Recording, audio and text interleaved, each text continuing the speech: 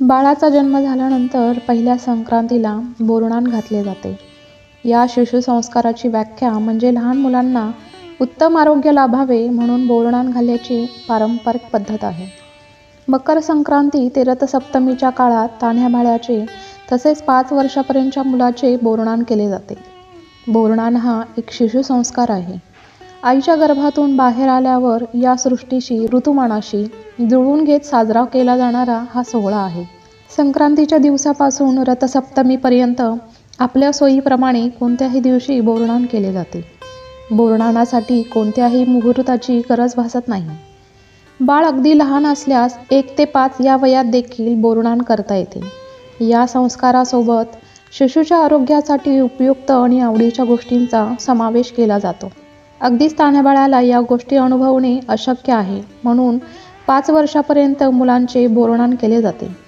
नकळत्या वयापासून कळत्या वयापर्यंत मुलांच्या आठवणी तयार होत जातात आणि कळत नकळत संस्कृतीशी, परंपरेशी आणि निसर्गाशी त्यांच्याशी नाळ जोडली जाते.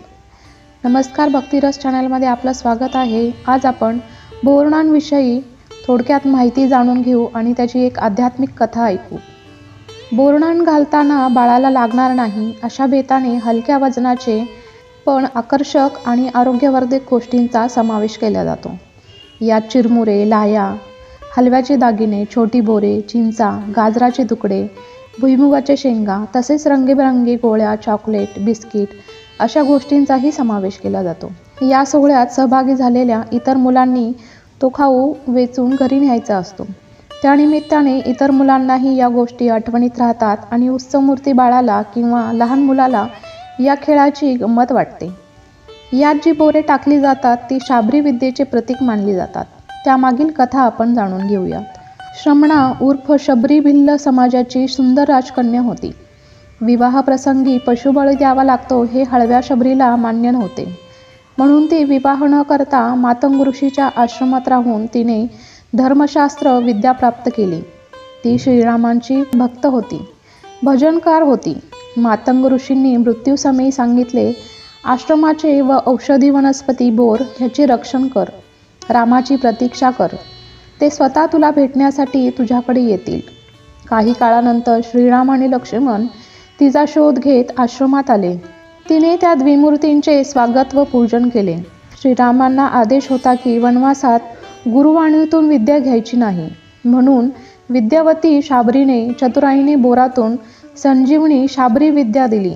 पंपा सरोवरावर जाऊन सुग्रीवाच्या भेटीचा मार्ग दाखवला. लक्ष्मण परान्न घेत नसे म्हणून त्यांनी बोरे खाल्ली नाहीत. म्हणून संजीवनी विद्या ते घेऊ शकले नाही. त्यामुळे इंद्रजिताच्या बाणाने तो बेशुद्ध झाला. म्हणून रामाज्ञेनुसार हनुमान द्रोणागिरी पर्वत घेऊन आला आणि श्रीरामांनी ती संजीवनी बुटी त्या संजीवनी बुटीच्या साह्याने लक्ष्मणास पुनर्जन्म दिला. म्हणूनच बोरनान घालताना मुलांच्या डोक्यावर बोरं घातली जातात. आरोग्यवर्धक म्हणून बोराचे स्नान बाळाला घालतात. थोडक्यात आपले सण, संस्कृती आणि संस्कार किती परस्पर संबंधित आहेत याचा अंदाज वरील कथावरून आलेच असेल. ही साखळीच आपल्याला एकमेकांशी बांधून ठेवणारी आहे. त्यानिमित्ताने का होईना जमेल तसे, जमेल तेव्हा संस्कृतीचे जतन, संवर्धन करायला हवे की नाही. या कार्यक्रमासाठी नातेवाईक तसेच शेजारी पाजाऱ्यांना बोलवले जाते. खाली स्वच्छ आसन पसरून त्यावर तांदळाची किंवा गव्हाची रांगोळी काढून पाट ठेवावा. बाळाला त्यावर बसवून ओवाळावे. मग बाळाच्या डोक्यावरून हे सर्व पदार्थ हळूहळू ओतावे. इतर मुलांना ते लुटण्यासाठी सांगावे. बोरनान का करायचे याच्या संदर्भात एक आख्यायिका आहे की करी नावाचा एक राक्षस होता. त्या करी राक्षसाची वाईट दृष्टी, वाईट विचार मुलांवर पडू नयेत यासाठी सर्वात आधी हे कृष्णावर केले गेले.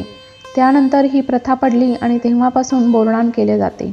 लहान मूल हे कृष्णाचेच रूप आहे आणि त्याच्यावर करी राक्षसाचे वाईट विचार, दृष्टी पडू नये असे मानून लहान मुलांवर बोरनान केले जाते. तसेच शास्त्राप्रमाणे बघितलं तर या कालावधीत वातावरणात अनेक बदल होत असतात. लहान मुलांना या बदलत्या ऋतूची बाधा होऊ नये म्हणून या काळात मिळणारे फळे मुलांनी खावी अशा प्रकारे वेचून खाण्याची संधी दिली जाते. म्हणून यात बोरे, उसाचे तुकडे, भुईमुगाच्या शेंगा यांचा समावेश केला जातो. खेळण्याच्या माध्यमातून का होईना पण वस्तू मुलं वेचून खातात. त्यामुळे पुढील वातावरणाशी त्यांचे शरीर सुदृढ बनते, असे शास्त्रीय कारणही यामागे असावे. आशा आहे तुम्हाला हा व्हिडिओ आवडला असेल तर लाईक, शेअर आणि सबस्क्राईब करा आणि बेल आयकॉन दाबा, म्हणजे आमच्या नवीन व्हिडिओची नोटिफिकेशन तुमच्यापर्यंत लवकर पोहोचेल. थँक्यू. धन्यवाद.